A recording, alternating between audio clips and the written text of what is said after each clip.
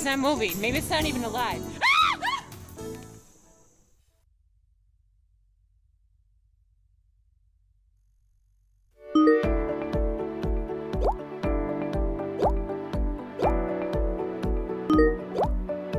Go to vettix.org to become a member now.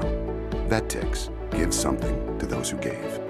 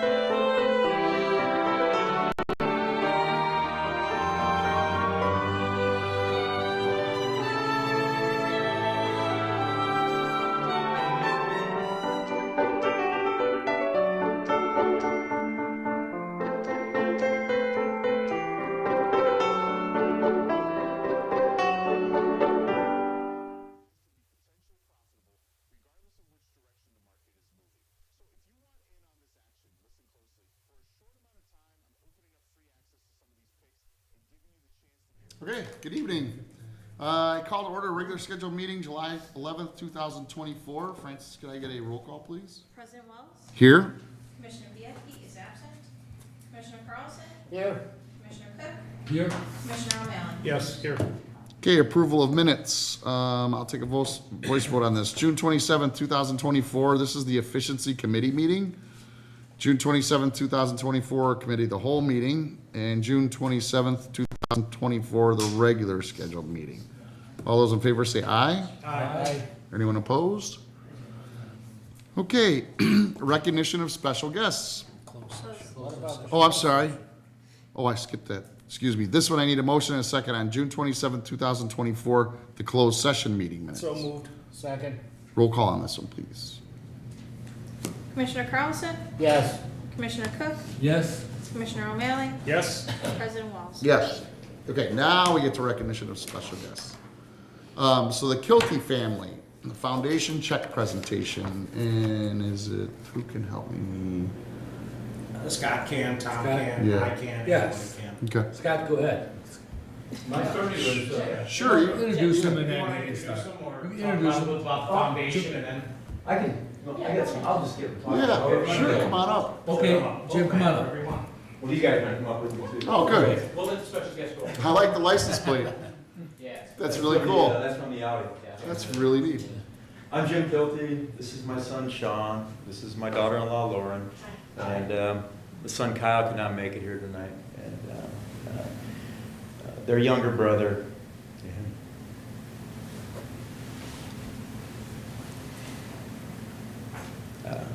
Passed away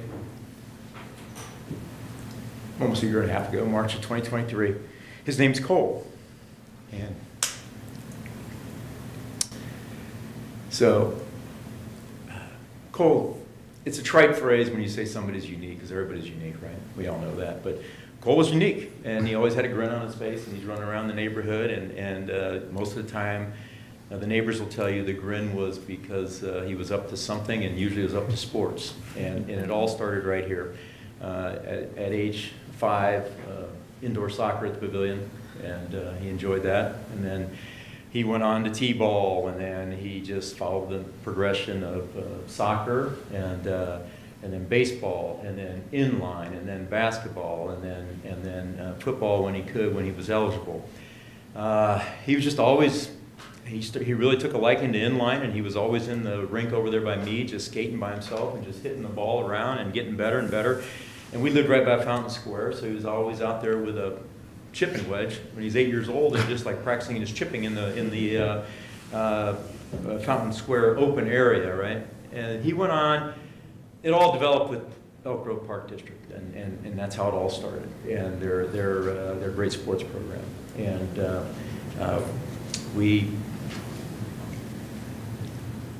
He went on to, he had a good career coming in. He played baseball and football, and he started his junior and senior years on varsity. And after he passed away, we were talking, and we just were trying to figure out a way to honor and remember. And Sean and Lauren and Kyle, they thought that because of the sports and his activities and how much he loved everything to do with sports, that we should start there. And then we were talking, well, it all started with Elk Grove. It all started in the Park District right here. And so we were trying to figure out a way to come up with, I didn't know about the Elk Grove Parks Foundation. I contacted Mike McCormick, a good friend of mine who's been a long-term resident of Elk Grove, and he connected me with Bill, who I know, but I didn't understand all the connections and how they worked and what your job was. And then they connected me with Kelly and Steve and Tom, and I was in here. I met a few other of you, and so it's working. Where they're the Elk Grove Park Foundation. Under that umbrella, there's a Cole Kilty Memorial Fund, and we're hoping to be able to. We've received more than we thought, but we're hoping to start distributing that to Elk Grove families that need assistance with the registration fees for sports, travel, camps, and then we've got enough where we can small college scholarships, partial aid, and then we're also hoping to do some, be able to just keep this going and get some park enhancements. That's one of our goals also. So this last May, this is what the check is about, and that's why I've been working with Steve and that. But last May, we had just 2 months ago, the first annual The Kilt, a little advertising here, okay? And it was just an overwhelming success, and I'm just so grateful to so many people. They did so many kind things, their generosity, their time, and their money. And we received this, and we brought in $19,400, and we set aside $4,400 for next year's expenses. So today we have a check for $15,000 that we're going to present here in a second to Steve, and then I would like people to be aware that this is going to be an annual event, and it's going to be in May. We can give more details. We'll get more details out as they're forthcoming. And I just appreciate everybody's time and energy. And I know I was working with Bill, and I'm working with Tom, and I'm working with Steve, working with Kelly. And also there's $5,910 in the other, so there's a total of $20,910. And it's a really good start and a great remembrance for Cole. So I think Sean will say something. Yeah, I guess it doesn't really matter, everyone can hear. You covered most of it. I was just really wanted to touch on thank yous to the community, everyone that came out, participated, supported. As my dad said, we didn't really have an expectation when Cole's friends from the Air Force Academy came to us with this idea for a golf tournament last year. We didn't have expectations, but it surpassed any expectation that we could have. So as my dad said, it's something that we were going to do annually, and we want to grow the event and the success, and we're just looking forward to the future. We miss Cole, his presence, his spirit terribly, but honoring his legacy this way is the best thing that we can do. Thanks. Thank you. Isn't that the check to Steve? Scott. That's right. A little I keep pressure. saying, Steve, I've got It's a little Warn pressure. people I've right. been called way worse. I'm so sorry. No, thank you. And so on behalf of the entire foundation, I mean, we thank you. I mean, your vision for this perfectly aligns with what we do as a foundation, right? So we exist to promote parks and recreation in the community. We've been giving out scholarships, and now the trust that you put into us and the generosity that you've given us allows us not only to continue our mission, but to do it to continue Cole's legacy too. And so it's very meaningful to us to be part of this and to have that trust and that connection. It's been a pleasure to work with you and your family. We thank you. We're very excited for next year's events too. Certainly, like all of you, wish he was here, but know that we're going to do some really great things in this community in his name. So thank you again. Thank you, Scott. Appreciate it. Thank you.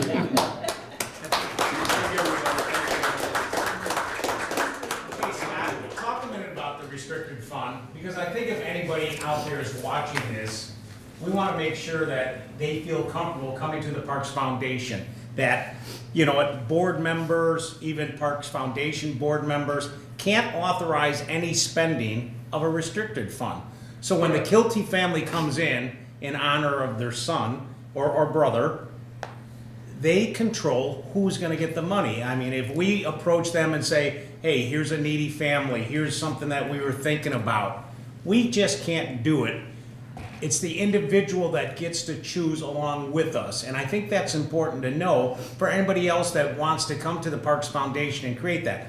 So I don't think the Parks Foundation was created to have a ton of these restricted funds, Correct. but at the same time, they're also welcome. And we want the community or any individual that comes to us with this 501c, tax write-off for the donors, to know that they're audited, there's regular board meetings, Tom Hoffman's been involved with it, that you can feel comfortable that the money is gonna be there when you choose to use it. And I think that's important. The foundation has been around for over 20 years at this point. Right? I mean, it is a 501c3 entity. The restricted funds, you're right, I mean, we don't like a lot of them because we've got a mission to fulfill and we need unrestricted funds to be able to do that. But the restricted funds do allow the donor to say, not necessarily the specific recipient, but where that money would get used. Like in your case, you're looking for scholarships for certain things. We can certainly make sure that it's restricted to those things and work within those parameters. The parameters still have to fit within what the mission of the foundation is and our bylaws, but absolutely, everything that you've talked about for doing this in Cole's memory fits exactly into what we do. The scholarship money, whether that's for Park District programs or for some of the scholarships that we do for college students, enhancing parks if we're get to that point, absolutely that fits in. And so anybody who is looking to give specifically, they might say, we want to donate money only to scholarships and not to capital improvement things. That can be done in a restricted fund. All right. And you can feel just as comfortable giving in unrestricted funds to the district, knowing that those are exactly what we do anyway, right? We're supporting Parks and Rec in the community, and it supports directly the Elk Grove Park District. So any money that comes in would go towards scholarships, it would go to parks improvement, it would go towards helping those in need to participate in parks programs, restricted or not. Yeah, you're aware of one. Tom and myself are aware of a couple that where the recipient, the person who passed left it for the Sheila Ray Center. Yep. Same thing. We only want you to spend on improvements or how the Sheila Ray can Center. benefit. So Absolutely. it's up to the individual if they want a restricted fund. But yes, I wasn't. And we're happy to work with anybody who's looking to leave, that type of gift, whether it's, in honor of somebody, in memory of somebody, or just they want to give back to the community. We're happy to talk with anybody about how we can make that work. And we certainly appreciate anybody who wants to have those conversations. And everybody who's given to us, in one way or another throughout the years. Our duck race is still, tickets are being sold for our duck race right now, which will happen in August. We put hundreds of little rubber ducks down the river at Rainbow Falls. There's always a way to give back into the community and to give back to the foundation. So we're happy to continue to do these fundraisers throughout the year, work with families like the Kilties and anybody else who's looking to give to the foundation in any way. And Sean and Lauren, and even Jim, they are actually being humble, whoever's watching this or can hear this, because it is a perfect match, because their son was a stud in sports. He's like, he's on the varsity, but man, he can crack the ball, he can run, he could throw. He was an athlete, and he's right, it started really at a young age because of all the diversity that the Park District offers recreational-wise. And that's what we'd like to continue, so yes, when you see somebody that maybe can't play a sport because they can't afford it, you guys could come through, yeah, that's a great way to recognize Cole, but, yeah, he was a little park rat. Yeah. I still, good rat, park rat. I mean, gym rat, park rat. Yeah. It just, you know, at me, the courts, every court on there, he was on doing something all the time, by himself, a lot of times, so. I still love the story of him taking the lawnmower up to, you know. Cutting green. Cutting green now. I mean, I don't necessarily encourage people to come out and mow Park District property, but I still love the story. I had a hard time getting the mower on you, I was 8, but he was out there mowing a little green to chip onto, you know? Very nice. Well, thank you again to all of you. Really Thank you do so much. appreciate it. And thanks to all of you as well. Thank you all. That's a big check. That is a big check. I don't know if But we're that 50, amount is really a testament to all his friends and family. Yeah. And just think, it's just the first one, when you start getting name recognition, because I saw what you were doing at the last minute and, you know, trying to make things work. So to have 365 days to prepare for the second one, Yeah. tremendous. Yeah. It's really Well, I good. appreciate all your comments and all your time, and we'll see you soon, and I'll be in touch with you, Kelly, to start distributing, okay? Sounds great. Thank you. Thank you. Thank you all. Hey, Scott, just one other thing I want to mention. In the foundation, all the members of the foundation are volunteers. We don't get paid. So all these donations that come in are truly going to what they're meant to. Very, very true. Very little administrative, you know, we gotta pay the attorney a little bit to file taxes, you know, very minimal, marketing, but, none of the board members, are volunteers. They're all volunteers. It's an entirely volunteer-driven So organization. all your money is really going to Yeah. what you're, raising it for. Yeah, I don't know what the percentage is, but it's an incredibly high percentage that goes back towards the mission, and right into Park District and, you know, mission, focused, funds. It's all volunteer driven. There's nobody getting a salary out of this. There's no, you know, outside of, like you said, filing fees and, you know, like the basics to keep the lights on. It's all mission. So, yeah, it's a very well-run organization. Very proud to be part of it. Thank you all again. Thank you. Thank you. Thank you. Take that to the bank tomorrow. Okay, Jessica Byard.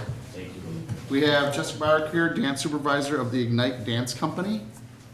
No troops behind you today? No troops behind me today. Well, then you're gonna have to dance, I'm sorry. We still had some families trickling home from Texas. Our Ignite families were there competing in group dance nationals, and unfortunately were hit by a Category 1 hurricane. Their second to last day of the competition. So some of their flights were delayed, travels were rearranged, of course, because of the storm and some flooding and road closures that were happening in Texas. But we'll save that in their celebrations for a later date. There's lots to celebrate. We had lots of top 10 and top 5 placements at Group Nationals, which was really exciting, as well as an Ignite senior piece that made it to the finals, but unfortunately the finals were canceled the last day because the power went out. So they were really bummed about that. But there's lots to celebrate from their time this past week at Group in Galveston, Texas. So I'm here to talk about and celebrate the end of our 2023-24 dance season. It culminated with our spring dance recitals at the Harper College Performing Arts Center. We had all Beatles-themed dance recitals this season, which was something totally new that we've never done before. So every single song in each of our dance recitals was a Beatles song, whether it was sung by the Beatles or written by the Beatles and covered by different artists. And then we had some different transitional pieces that happened that featured our 24 Ignite dancers, our Ignite and Ignite Senior groups to transition to be between pieces, which was really fun and exciting for them. They got to help choreograph some of those transitional pieces. It was great. So we had a little over 1,300 tickets sold for those shows. We had performances Saturday and Sunday. We had 2 recitals on Saturday and 3 recitals on Sunday. And we had close to 500 views on our live stream that our IT department helped us set up to accommodate any families that weren't able to be there with us to see the shows in person. It was a lot of fun. This August, I'll have been here for 13 years, and I will say it was probably my favorite recital that we've ever done before. It was just really unique, and there was a lot of excitement and buzz around the shows and what the theme was. We had great stories from parents and grandparents about them seeing the Beatles back in the day. We had a grandfather that was a police officer that received training on Beatlemania. That was like a real thing back in the What a 1950s. cool story. Yeah, it was really neat. Another family whose relatives lived in Europe. I can't remember which city it was for sure, but her grandparents were the first ones to get a Beatles record in their town, and so she had stories for me about everyone in the community coming over to their house and listening to the record when it first came back out in the 1950s. So it was a lot of fun. It was great. It went by really quickly. They always do. And many thanks to our Park District volunteers, many who are there every year, helping me put on the shows, and all of our parents that help us put on such great productions every year. We're really proud of them. And just around the corner, we have finished our 2024-25, which is pretty wild to say. Our dance handbooks. Our resident registration begins July 29th for our new season. We offer both recital and non-recital classes. We will be offering over 46 classes a week for dancers ages 3 through adult. There's lots to choose from, everything from non-recital, recital classes, and we have 5 levels of performance and competition companies as well. So we've got lots to look forward to. Our next upcoming performance will be at the Hometown Parade in September. You can catch myself, Miss Jacqueline, Miss Josie, Miss Samantha, and the rest of our company dancers performing in the parade, so we're looking forward to that. And I think that's about it for me. It's been Did a you great have to season. sell them on the Beatles when they first heard you were going the Beatles? No, I did not. It was actually my choice. We typically do a vote with our teachers to get input, and we did not do a vote this year. I said, this is what we're doing. And we themed, everything was called Come Together. So our opening piece was close to 9 minutes long, which was also something new. It was almost double the length that we typically do for our all company pieces that we have either open or close our recitals. And Miss Josie choreographed that piece for us. She's our Ignite director. Along with Miss Jacqueline Schwartz, she's our Ignite Senior Director. And it was just a blast. It was a lot of fun. I'm a big Beatles fan over here. Grew up listening to Brunch with the Beatles on Sunday mornings, and I still do at home with my kids. So it was great. We had a really good time. We have lots of amazing pictures and videos that we're just receiving that are just trickling in from the last month that we'll be sharing on our website and social media and are featured here in the handbook as well. Thank you so much and congratulations. Thank you. Thanks. Appreciate it. Very well done. Thanks. Thanks, everybody. Anybody else? No.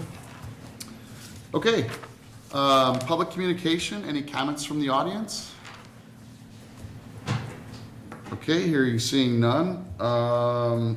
Any correspondence? Hearing, seeing none. Comments from the commissioners? None from me. I threatened Ben earlier that I was gonna take today to read every class that we offer now that this is out. And it didn't go over well, so I'm not gonna do it, but. I'll come back and forth. Yeah, come back. But this is coming out when, Kelly, soon, or already is? Today, right? Today, it's being mailed today. There's so much in here, it boggles the mind what this staff can do for our residents. It's like crazy. I just thumbed through it a little bit. I remember many of the things that my kids did and 10 times that they didn't. So when you get this in the mail, take a look. There's a resident registration date and a non-registration date, and there's so much good stuff in here, and that really is staff driven, and we appreciate that. So anybody else with comments? Okay, recommendations of acceptance and approval. Approval of athletics advisory board members. I move that these individuals be appointed to serve a 2-year term as an advisory member to the following boards. Elk Grove Travel Soccer Advisory Board, that would be Alex Huguet and Michelle Urita. And Elk Grove Youth Basketball Advisory Board, Gina Katsioulis. So moved as presented. Second. Roll call, please. Commissioner Cook? Yes. Commissioner O'Malley? Yes, Commissioner Carlson? Yes. President Walls? Yes. and thank you to all 3 of you. Yes, Yeah. thank you. Approval of 36-month agreement service with COEO. I did get it. Solutions of Downers Grove, Illinois for fiber optic network services in the amount of $159,408. Second. That's you, right? Yep. Does this take place of the other, is this the whole district or is it just? Yeah, this is our whole, this is our Okay. primary network services. Okay. For the district, straight renewal, so no increase in price, very happy with that. We don't Same. get that very often, Yeah. so. Roll call, please. Commissioner O'Malley, Yes. Commissioner Carlson, Yes. Commissioner Cook, Yes. President Walls. Yes. Approval of pay request from Upland Design Limited of Plainfield, Illinois for professional services for the Marshall Park redevelopment project in the amount of $11,824.61. I need a motion and a second. So moved. Second. We're still not fully paid out, right? Because we're still not done. No, yeah, you're correct, but this is for Upland Design. This is for their fees with the design of the pickleball, civil engineering, and then some stuff with the Okay. playground itself. And we have retention for a while, right? Retention, funds, retention. Not with Upland, but with Hacienda, yes. Hacienda, yes, okay. Roll call, please. Commissioner Carlson, Yes. Commissioner Cook, Yes. Commissioner O'Malley, Yes. President Walls. Yes. Approval of pay application number 10 from Hacienda Landscaping, Inc. of Manuka, Illinois for Marshall Park redevelopment project in the amount of $228,881.98. So moved. Second. Any comments or questions? Yeah, this is not the final either, is it? No, we're getting really close. There's, I think, just over $100,000 left. That includes 5% retainage. We are getting really close. There's a handful of punch list items that need to get done, and then a couple of larger things that we're working out right now. Okay, and when you have all waivers of lien are up to date, that's for what we're paying here. That's for what's included in here. All right. And we've worked with Hacienda before. How are they on their punch list? Are they timely? Are they kind of timely or? They're mostly timely. They've gotten a jump on it prior to like being finished with the bulk of the work. They've already started some of the items that staff's been calling out. So it's just a matter of really tightening up some loose ends. Okay. I need a roll call, please. Commissioner Cook, Yes. Commissioner O'Malley, Yes. Commissioner Carlson, Yes. President Walls. Yes. Hey, John, can I ask one more question? Yes, you can. After that heavy rain on Sunday, and certainly not a consistent one, but the rain on Tuesday, did staff go out there and actually look at Marshall Park drainage? How high was the retention area on either side? Any kind of problem towards Bill's house or anything like that? Or even on the soccer field, any standing water? How did you look at it? So within the main field itself of Marshall Park, there's pockets from just the construction where things are settling, and there are some wet spots in there, some soft spots. That's to be expected. Things will firm up, and as the grass grows, it'll get better. Within the detention areas themselves, so there's two. The large one, right next to the soccer field, had some small pockets of water down at the bottom of the basin. I was actually surprised that there wasn't more than there was. But then going to the one that's closer to Chelmsford, it was as dry as can be. That one is really geared towards the really significant rainstorms, flooding. We probably won't ever see that. The 100-year that comes every 15 years? I would say it's more than that. Yeah. But the larger one, that's where we'll see some of the bounce from water. And after all of that rain this past couple of days, I didn't see a significant. Well, I went by Wednesday night and there was, like you said, nothing. One little puddle in the bigger retention, but Yeah, and once we get those plants established in there, you won't even see it. I've had a lot of questions about that. What's going in there? What's going in there? So So native what was to designed the to be area? in there is a vegetative mat, almost like a sod roll, except instead of turf grass, they're native plants. It's kind of unique. There's been an issue with getting that grown for the project. So we had a deduct in the project. Staff's gonna take that on in-house. I have a lot of experience doing that. We have people on staff that have experience doing that, so there's no reason why we can't do that. We just got the seed in to get that established. Kind of waiting for it to dry out at this point because it is wet. But once it does dry out, we'll get in there and put the seed down, blanket it, and then it'll grow in with native seed. You're gonna try it in July and August, or are you waiting for the fall? or- So we're gonna try it right now. We're not gonna try it, we're gonna do it as a cover crop. All it is simple oats, and it provides a cover crop to stop the weed seed from germinating, from taking hold. Then in November, that's the best time to sow native seed. It has the whole winter to germinate, and then next spring we'll see plants. Now, are they tall plants or? Yeah, I'd say anywhere between 2 and 3 feet. Okay. Yeah.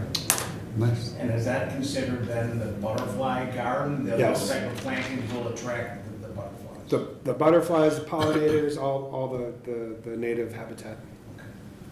There's a ton of hummingbirds in that park area. There's gonna be more. Yeah, that's awesome. Okay. Committee reports, Capital Projects Commissioner Cook, No report. Finance Committee Commissioner Carlson. No report? This is the backup meeting. You guys just gave your reports. Committee of the whole, In case you had any updates. yeah, last week we did pickleball sound mitigation, and we talked about the pavilion fire, what do you call Fire it? alarm system. System. Let's just say suppression, but that's not it. And we did not have a committee of the whole today. Athletic Committee Commissioner Carlson. No report? Golf Course Committee Commissioner O'Malley. We did not meet, but we came to a consensus that we'll meet the week of after Labor Day. It'll either be that Tuesday, Thursday, or Friday. We'll get together with staff and Brad, and Scott and I will give you a report. Youth Committee Commissioner Biedke is absent. Adult Center Committee Commissioner Cook. No report. And Pavilion Committee Commissioner O'Malley. Gave it to you 2 weeks ago, there's no report. Fair enough. Items for information, leisure services update. Deputy Green. I never have seen leisure services not have a report. Okay, no, there's a lot going on in leisure services. So, Sheila Ray Adult Center is at 308 members as of June. Special shout out to Rotary Club. They treated our senior center to pizza and bingo last month. The Luau Luncheon had 99 in attendance, and we took a group of seniors to the Geneva Safari. In aquatics, we had 85 private lessons for the month, 318 total swim lesson participants, 24 camp swim lesson participants, 1,378 aqua wellness participants, and then our staff received a 4-star Starguard Elite audit. We held the Reptile River 5K with 95 participants, and there were 113 campers in aqua camp for the month. For our youth instruction and under athletics, we had 68 in Shotokan Karate. For summer session 1 tennis, we're at 25 participants. Tumbling times is at 116. Hot shot sports at 72. And for the first 4 weeks of sports camp, we have 165 campers. In our youth athletics, we're running our first ever summer league with 140 registered basketball participants. And then we currently have registration open right now for fall softball, fall baseball, and our recreational fall soccer league.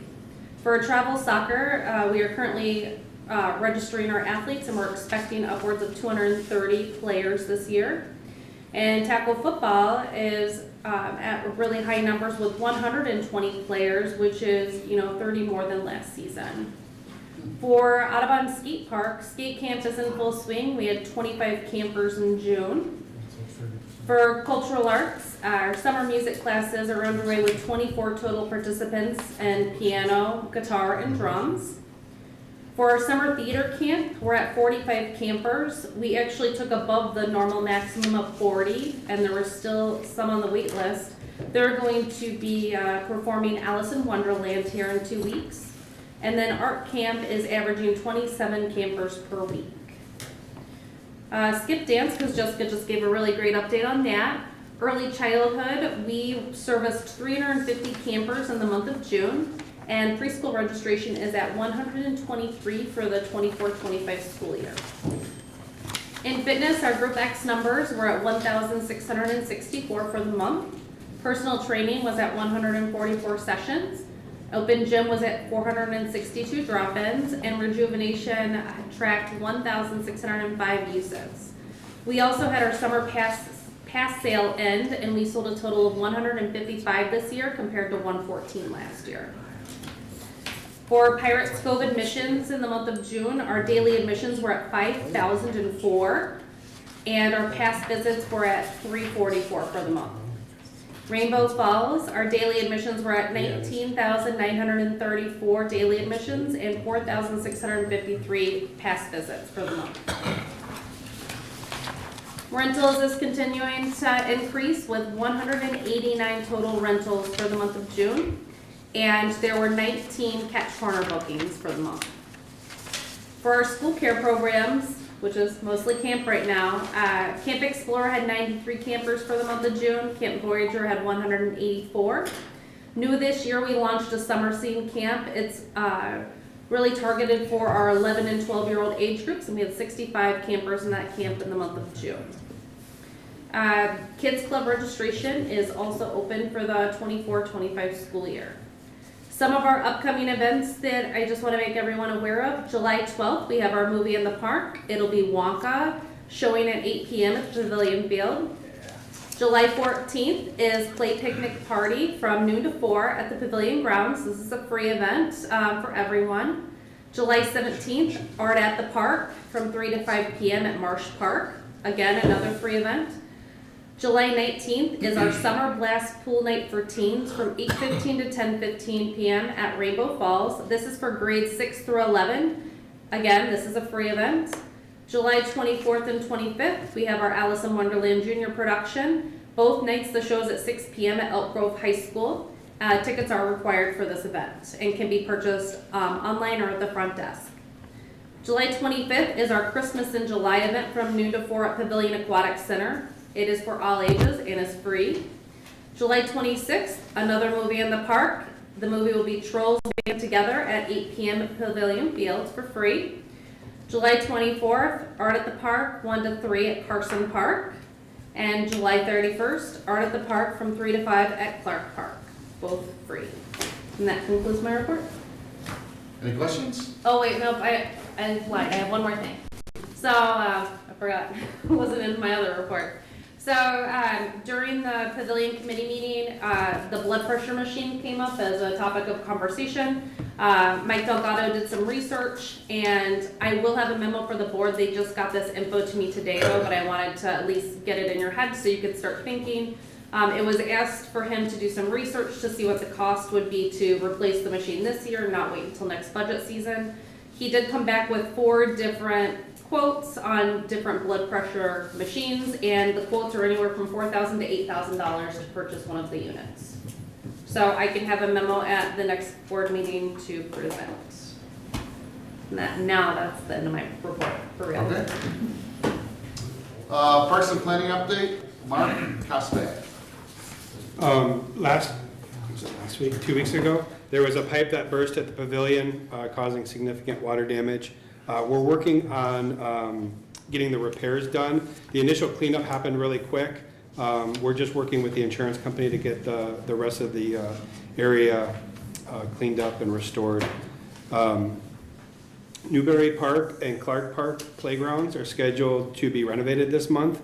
There has already been a construction fence that went up around Newberry. Kids around the world will start taking that down actually today and tomorrow. Clark Park will be soon after that, but I wanted to just say that Clark Park playground is specifically the 5 to 12-year-old playground. Those 2 playgrounds are separate, and we did the 2 to 5-year-old playground in 2020. So this year we're doing the 5 to 12. That should be sometime next week or the following week that staff starts on that. we've developed a relationship in the past and continuing this year with the Morton Arboretum to plant trees around Elk Grove Village. This year, they donated 50 trees that were planted this spring and distributed amongst various parks. And we hope to do another 50 this fall with their donation. And then last, I had over at Mead Park, we were looking at installing a home run fence. We think we came up with a temporary solution or a solution to put up a temporary fence. I put a map in front of each of you just to kind of show how that would get laid out. The idea would be to have that set up between May and June, and then September and October for spring and fall ball. That way, it would kind of free up the park during the off-season. So 4 to 5 months based on weather and schedules. That concludes my report. And how is the pricing on this compared to the permanent fence? So it adds another $9,000 to the project. And what was the original budgeted amount? I believe it was 48,000, and it's bringing it up to 56,57. But it's removable, right? But it's removable, yeah. So how many years is that gonna last? It's a fairly robust fence, so I could imagine it would last at least 15 years plus. Okay. No, go ahead. You know, we're doing a major facelift to the pavilion, you know, between Tiffany and yourself, you could be lead. This was just week number 1. You know, maybe the wall got knocked down, certainly we put, you know, barriers up there. How did the first week go? Are we looking still end of August for completion? I knew about the concrete block, so that's not the question, but anything that staff or construction crew saw that has put, you know, any kind of time frame out of whack? No, actually, thanks for bringing it up, because when I wrote this report, I wasn't even considering that project. But yeah, it started on Monday, and it got off to a great start. I feel like they're really moving fairly quickly. Hesitate to say that they're ahead of schedule, but they're doing a great job. Everything is being contained, and I think we're creating very little disruption to regular operations. And yeah, like you alluded to, there's a concrete pad in there that we weren't expecting to find, but I don't think anything is really slowing down the project. I asked the construction superintendent to look in his crystal ball, and he didn't really see anything possible. That was just the one weird thing that none of us had considered, even with multiple walkthroughs, having Williams go through there. I really feel like we did our best and we just didn't catch this one, but that was going back to '93 when the pavilion was created, and we just didn't have that in any of the plans. Tiffany brought up soccer, and of course Marshall Park is on everybody's minds. I don't know what kind of seed or where you got it, but I'll take some, because it was like 4 days and that stuff was growing already. Now, having said that, what's the plan for letting maybe 2 things? One, the public on it, and then secondly would be the soccer. So I'm hoping, I want to really give it time to establish. So I'm not in a hurry to necessarily take down that temporary fence. But I think by the fall, let's say September, October, we can certainly lift that. If nothing else, maybe we just have it around the soccer field itself. I don't foresee soccer happening this fall. I've already worked with Jason and Drew on that to push it out to at least next spring. But I really think that we're going to have a nice stand of grass come fall, and then it'll be that much better in the spring. Yeah, because if you get behind, as you know, you'll never catch up if we go too early for soccer. Yeah, I've been working with staff to get all the fertilizer programming in and really hit the ground running with a solid establishment program. Thank you much. And President Walls, you brought up soccer, and I think I was going to bring it up under old business. I did write her name down. So one of the people we swore in tonight is going to be the new president of travel soccer. So I just want to give a shout out to Effie Serbo that spent at least a minimum 10 years probably in the role of president. So, you know, I don't have a personal relationship with her, but certainly through the Park District, thanks a lot. I mean, it's, you know, you had your board elect you to be the president multiple times, and she did have a commitment for soccer, and she did grow the program. So to spend over a decade in that role says a lot about herself and the people that chose her to run it for that time frame and the relationship she had with the Park District. So to find a volunteer to go that long, thank you. Yeah, she was extremely passionate about that sport, and like you said, 12 years is 12 years. That's a lot of work. In soccer, don't forget it's 3 seasons, so it's not just like doing a baseball or softball, but I agree. Where the heck was I? Business services update, Brad Scholes. Just got some golf course stuff. Tomorrow is the 40th anniversary 4-man scramble. Shout out to staff, they did a great job. They have a awesome, new, modern, retro head cover that participants will be getting, so I think they'll be very excited about those. And they collaborated great with marketing. There'll be a lot of pictures out there for people to reminisce. I'm sure there'll be some stories told. July 27th, Doing Pianos returns. There is cover charge for that event. And then Saturday, August 3rd, we have Rob Post Band, and rumor has it Double Brood will be opening for them that day. And then the pig roast is set for September 29th. Hold on. Details to come. I'm calling tomorrow. What was the date? 29th. That's awesome. Nine and Stein is scheduled for August 30th, hot off the presses. So, Yeah. those are two 30th? really cool, August 30th, yep. very good events that were always well received. I'm glad to see they're back. Yeah, sorry for we had, Alex just had a weekend. Obviously, we had to wait for the NFL schedule because it's scheduled around the Bears schedule, not the Packers, unfortunately, but That's right. We're in Illinois. the weekend that he had pigeonholed it was the week that they're gonna be in London. So pig roast at 9 a.m.? 9 a.m. doesn't exactly fit for, I mean, doesn't exactly work out, so. And you One of found those. somebody. I guess that was Yeah, not as we did. easy as we thought. Yeah, right? it's not there are not as many as there used to be. Yeah. So, yeah, we're very excited, so. Cool. That's awesome. That concludes my report. Any questions for Brad? Market. Ben said this really quick. So it's the 40th anniversary of Fox Run tomorrow.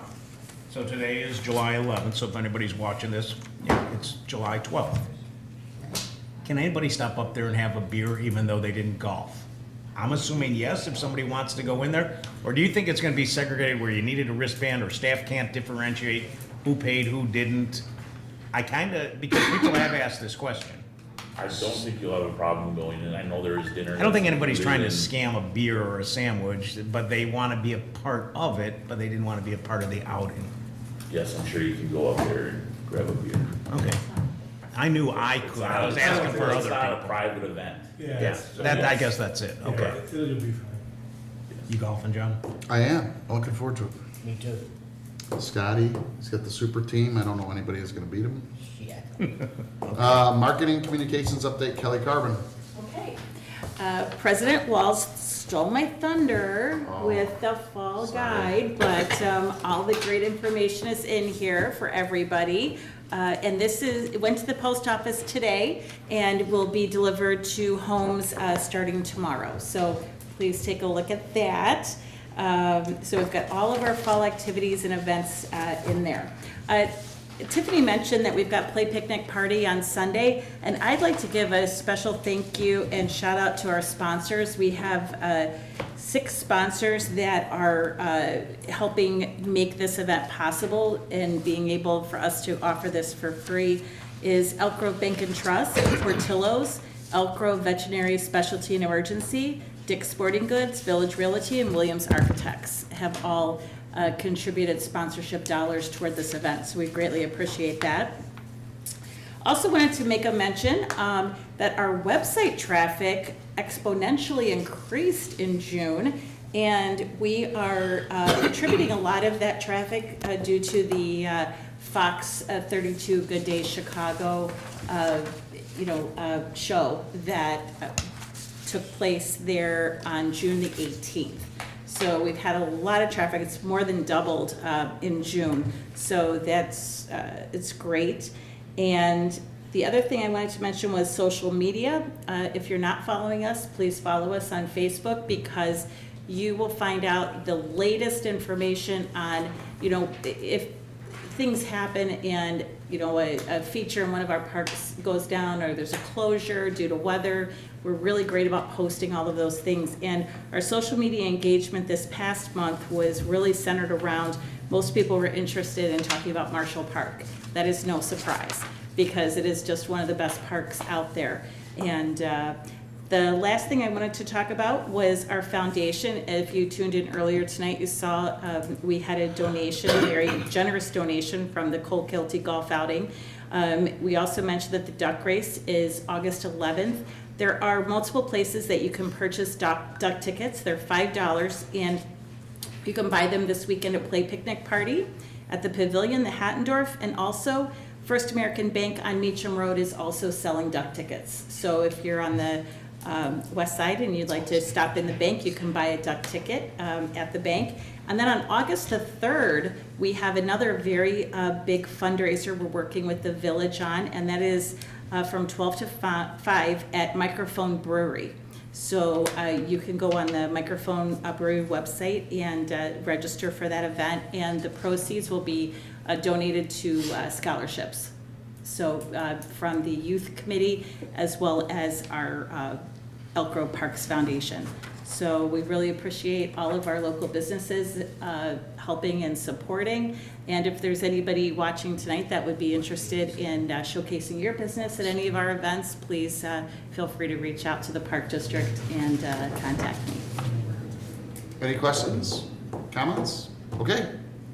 Executive Director update, Ben Curcio. I don't have an update, I have a public service announcement. Next week is Rotary Fest, so what that means is there's very limited, extremely limited parking at Rainbow Falls. So please carpool, drop off your family and friends, use satellite parking at the following spots. L. Hattendorf Center, Grove Junior High, that small parking lot off of Brantwood next to the sand volleyball courts, Salt Creek, and then there's even parking in front of the Elk Grove High School. So, thanks. Very good. Questions for Ben? Okay, any old business? Yes, I have. It's all you. I've been approached by residents about the parking lot of QR. Okay, yeah, there's a lot of misconceptions. I'm gathering that the gates are ours. Why do we have the gates up? Why were the gates closed last Thursday? And it took me 55 minutes to get from my sons in Branniger to my house. What, I wasn't here when everything went down. What is the actual chain of events? I mean, I could start, and if I go awry, because it has been a while, I'm sure any of you two can jump in, but I want to go back 20-some years. We had an agreement, it was, I'm going to guess, a 10-year agreement with the Archdiocese, and that's the key to this whole thing. It's not QR, and I'm going to keep saying that because it's not our fellow residents. But anyway, that contract ran off. We tried to work out another contract, and then we started doing yearly. And then, again, the Archdiocese got involved, and we were close. We actually had an agreement with Father Dave, and the Archdiocese took a peek at it, and they're like, no way, we're not doing this. And it was, we went back and forth for how many years? I mean, it was Mike Brotman, right? Yep. We went through 2 or 3 years of Mike Brotman, all of Tom Busby's, and part of Ben's. So long and short of it comes down to this. They are not our gates.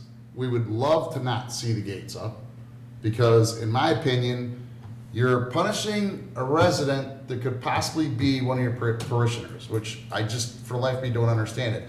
But I will reiterate, it's not Father Dave, it's not QR, it's Father Dan. Or Father Dan, excuse me, I apologize. It's the Archdiocese. So it all came down to this. We were very close, and the Archdiocese said, we want an insurance policy that if somebody from Rainbow Falls slips or falls or whatever might happen on QR property, that they could sue the park district or vice versa. Well, an insurance policy is one thing, but this had an infinite number that we could be sued. It wasn't 10 million, it wasn't 100 million, it wasn't 100 billion. Now, granted, that's never gonna come, but Ben did his due diligence along with staff, and we went to Durban, and they're like, nobody in the right mind would sign a contract where you have no idea what your cap of being sued was. And then Bill and Tom and I, we said, okay, well, we're just gonna move on without you. So you can attest to that. What we did and what we found out really was probably better for us in the long run. Yeah, I mean, in a perfect world, I personally would love to have an agreement with Queen of the Rosary on a shared responsibility of that parking lot to allow Rainbow Fall users to use it. That was the goal when the last lease expired. And Queen of the Rosary had a group of parishioners that lived in Elk Grove that formed a committee that was tasked with working out an agreement with the park district. And they had come to a conclusion and an agreement, and then you're right, the archdiocese, the attorneys at a couple layers higher decided that financially it wasn't in their best interest to sign it. But at the same time, we have a responsibility as we're out looking out for the park district. So if I can remember correctly, they tried to almost triple the rate and the agreement that we were paying. So I could be wrong on some of the numbers. Let's say between us snow plowing and doing asphalt repairs and a little bit of profit for them, let's say it was 25,000. All of a sudden they wanted like 70-some thousand. So we tried to hit home with, we're only using it 3 months out of the year, from Memorial Day to this. They're your same parishioners, and then we couldn't sign it. We, staff, parishioners, that we all tried to brainstorm. We at the Park District have offered many ways. I personally know that I've approached Ben, Mike Brotman. How about we just give them a donation of $25,000? There's no contract, gates are open. Nope. How about we buy your parking lot? I remember that too. We'll buy your parking lot and give you an agreement for $1 a year for 100 years that you can park there for $1. So we'll take the land and you can still use it. Nope, not good enough. How about this negotiated rate? Nope, not good enough. There came a point that we had to look out for our own interests, and thank God we have relationships in Elk Grove Village. So we approached the high school, worked out an agreement that we could have our residents park, any resident that's gonna use Rainbow Falls, park there. Great relationship with the mayors, the trustees, and the Elk Grove Village staff. They created additional parking at Rotary Park. Fantastic. We were renovating the inline and Rainbow, created an extra 25 spots there. Between Elk Grove High School, having an agreement with Grove Junior High to use their lot, the Rotary Park, we decided that we could fulfill our needs and continue over a 3-year period to keep $100,000 within the park district and not, I don't want to use the word blackmail, but feel that there was an exorbitant price to pay Queen of the Rosary. So that's just some of my recollection and some of the details that I can share with anybody, and that's the way I feel on it. I'd love to have an agreement. So when they approach us again, I'll listen, but as far as I'm concerned, we are satisfying the needs of the residents, maybe not to the tune of walking 500 feet or 1,000 feet, but at the same time, if Rainbow Falls only makes $80,000 to $100,000 a year, I can't take the entire profit and just give it to the church for parking 3 months out of the year. So that's how I look at it. And there's one other thing on that. Scott, you asked the question, so. There's one other thing on that piece was, there's playground equipment that is on QR property, correct? It's all theirs. Yeah, but we donated the playground equipment. And we kept our playground equipment. They were in the queue. If we have a life cycle of 20 years, we don't wait 20 years. Maybe it's 15. The numbers could be off there. The saddest part for me was, we found a way to park it, but when they put the chain link, Archdiocese had them put the chain link fence up around a park, I was done. I mean, for the life of me, I don't know how you try to keep kids off a park. It's just a park playground. So, unfortunately, yeah. I mean, until they come to us, I personally have no intention of asking them to come back to the table. None. And that's the archdiocese, not our residents, not the parishioners, none of that. It all goes down into the city. So try that in 30 seconds next time somebody asks you. Tom, you've been here the longest, isn't that kind of how you? think Yeah, I think you've things- hit the main points. The biggest issue was the insurance, basically a hold harmless, saying we'd have to absorb all the liability for anything that happened. And the church didn't want to be involved, and we took the position, first of all, our insurances are gonna allow us to do that. And secondly, why would we do that? You know, first of all, people can sue whoever they want, so we're not gonna take if somebody sues you, we're not gonna absorb that liability, you know. If somebody sues you, you defend it and see where it goes and handle it accordingly. And so the insurance was the big issue, stumbling block. We had agreements several times that we couldn't fulfill because of the insurance aspect. Our archdiocese would not back down on that. And in my mind, until that changes, I agree that there's really no need to discuss it anymore, because we're never gonna be able to accept that liability. If they're able to resolve that at the church level, it seems like they have agreements with other Bingo. bodies that they don't require this, so I don't know why they're saying they are requiring from the park district. But until that changes, I can't see making an agreement. I would have no problem making an agreement if that provision was not, you know, if the archdiocese changed their mind and said, okay, we don't need that in there. I have no problem from a convenience standpoint coming up with an agreement to help with the maintenance or a dollar amount that would be fair and negotiated. I think we could come to a dollar amount that, because we have in the past with the parishioners there and with Father Dan, if we didn't have this insurance issue. So, but until that's resolved with the archdiocese, really, our hands are tied, so. And one last point about Father Dan was, after this all ran its course and both parties decided, yeah, we are officially over, he ran a really nice article that he wrote himself in their bulletin. And he explained exactly, in much better terms and a lot shorter, to all his parishioners exactly what we've said here. So there is an agreement between the two factions of Elk Grove, for sure. Okay. And I have two other points. Okay, go ahead. One about the no parking signs that the church has now created. So what I tell the residents is, honor it. Be respectful that it's not Park District property. Right. So we don't have an agreement with them.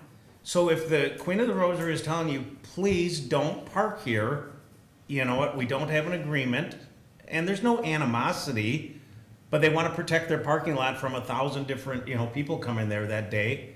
Be respectful. I've seen people be disrespectful, and that's not right.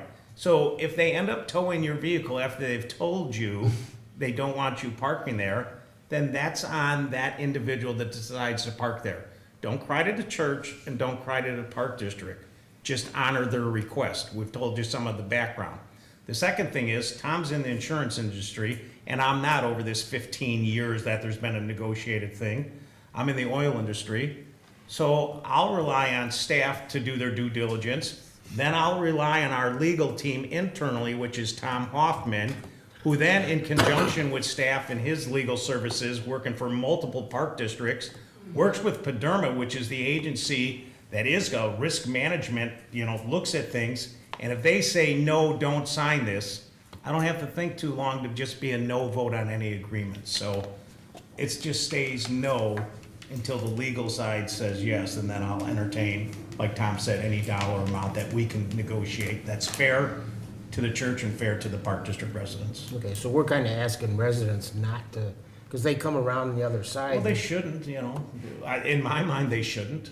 There's plenty of parking. Everybody, I don't want to call our residents lazy, you know, but walk. You know, I don't know what else to say. You can't get dropped off right in front. Sometimes you're going to have to walk to things. Okay. Now you have your background. Yeah, thank you. You don't remember all that? Yeah. One last little business. Any old business still? I'm going to try to keep this to 30 seconds because I know the Go. mayor's going to talk about this next Tuesday, and he should. And it's been in the newspaper. But Kitty Weiner's mother, and everybody's got a relationship with Kitty, and that's Nancy Vanderweel, passed away within the last week. So you can read all about all her attributes and her characteristics, but she may have been the most influential woman servant caring about Elk Grove from every committee that she was on, and then going to the township, and character counts, and forget about the legal ways she would proceed on getting something passed, but just the moral ground that she kept the bar really high, and how she raised her family and kept kids around her, raised her kids, the neighborhood kids. It's really unfortunate, but I just wanted to say thanks, because she worked with the Park District, and we all had great relationships with either Kitty or that. And like I said, what she did, the mayor can talk about in the trustees, where she, was a trustee, but, our condolences, to Kitty and her family. Yes, by all means. Plus, she was here from the beginning of the village. Yeah, she was like a Absolutely. founding member. Yeah. So if you're watching this and you really didn't know about Nancy Vanderweel, Google her and be happy that she lived in Elk Grove Village and cared so much. Any new business? Hearing, seeing none. Payment of the bills, we're getting there.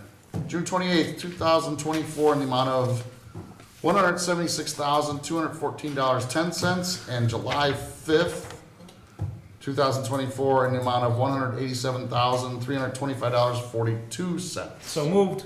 Second? Can I have a roll call, please? Commissioner O'Malley? Yes. Commissioner Carlson? Yes. Commissioner Cook? Yes. President Walls? I'm a yes. I need a motion and a second to adjourn this meeting. Next meeting date will be August 8th, 2024 at 7 p.m. That's 4 weeks, right? 4 weeks from today. Sure. Yeah. So moved. Second.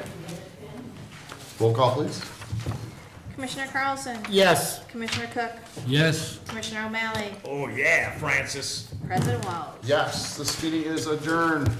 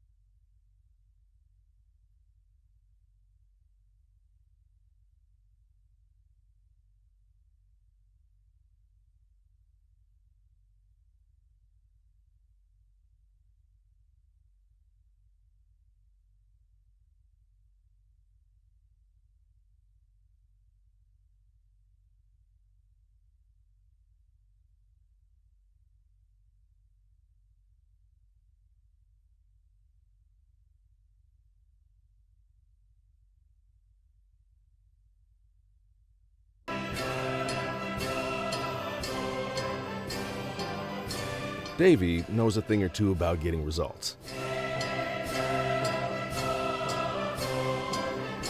So do we.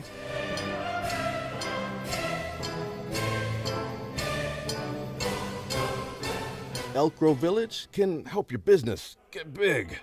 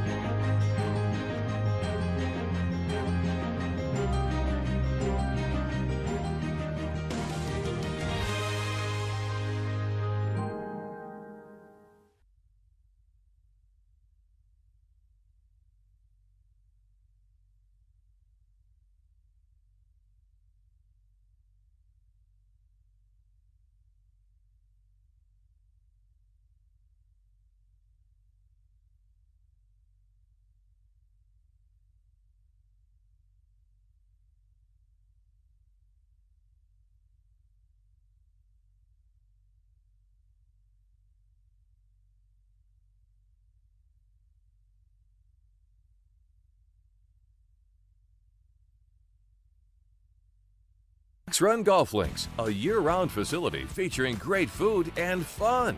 Our newly remodeled clubhouse features 22 large-screen TVs, plus daily food and drink specials. Bring your friends and play around on one of our full-swing golf simulators featuring over 85 courses. With all this, Fox Run is also the perfect place to host your next meeting or special event. Visit us today at foxrungolflinks.com for more information on indoor leagues and special events.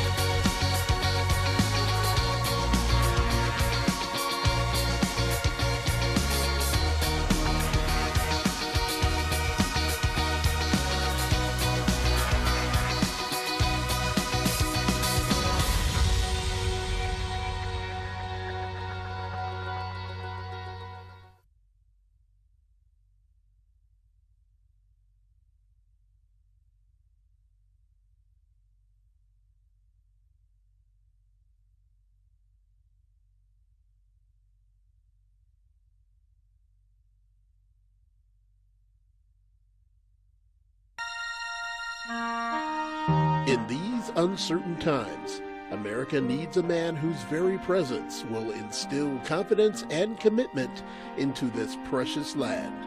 A brave man who will bring innovation and clarity to the American landscape. That man is... Hello! Ralph the Robot. Fridays at 9, only on Channel 6.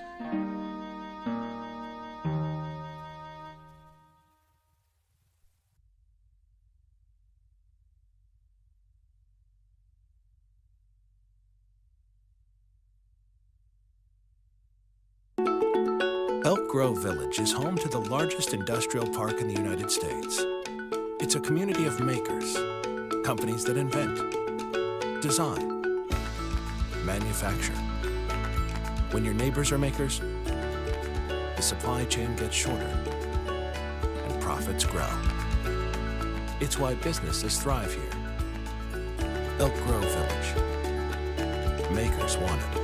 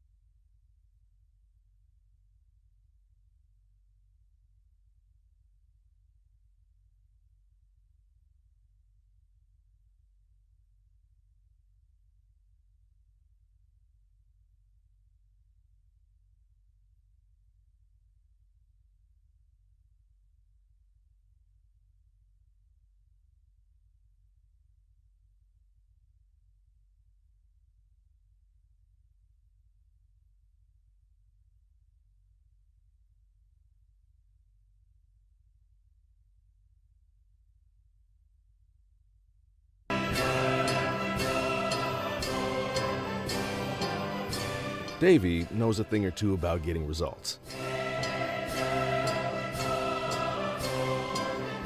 So do we.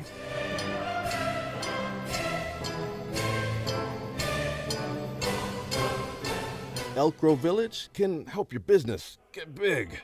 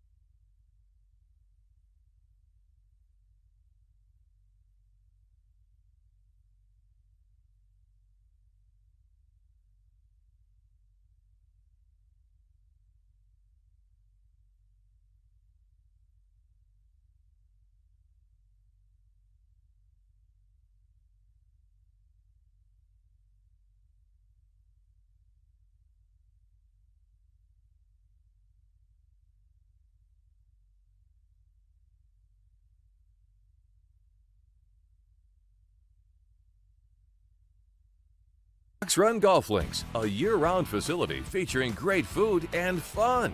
Our newly remodeled clubhouse features 22 large screen TVs, plus daily food and drink specials. Bring your friends and play around on one of our full swing golf simulators featuring over 85 courses. With all this, Fox Run is also the perfect place to host your next meeting or special event. Visit us today at foxrungolflinks.com for more information on indoor leagues and special events.